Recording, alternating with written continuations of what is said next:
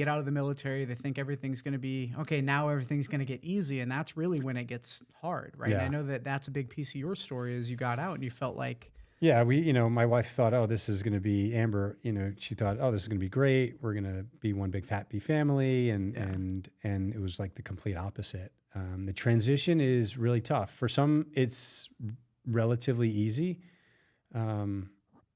For many, it's extremely difficult. I think you lose that safety net, you lose your tribe, your community, the individuals that you leaned on every day.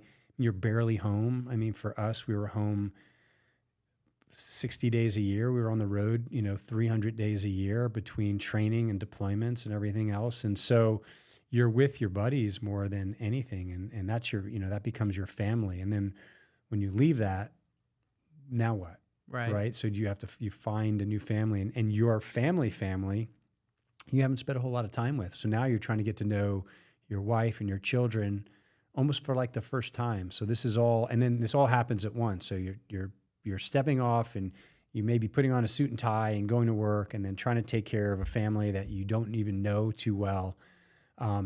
You may be bringing some baggage with it, whether it's PTSD or traumatic brain injury or whatever. And so now you put all that together, it's like a recipe for a disaster. Like it's a right, perfect storm, right? right, And so there's a lot there. And, just antidepressants aren't going to solve that problem, right? yeah, And so we got to do other things that are unconventional. And then we've taken an unconventional approach to this, I'd call this mental health crisis that, not just veterans are going through, even though there's a higher rate, but the U.S. is over 25% clinically diagnosed with depression. yeah, The world, the same thing. And so what are we doing, and how are we fixing it? yeah.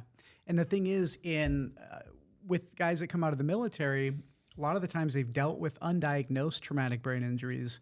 But also, when you look at PTSD and the symptoms, TBI and PTSD are kind of similar when it comes to symptoms. They're completely overlapping, Yeah, and when you go visit a primary care physician, your PCP, they're not equipped. I mean, they're not a neurologist. They're not a psychiatrist.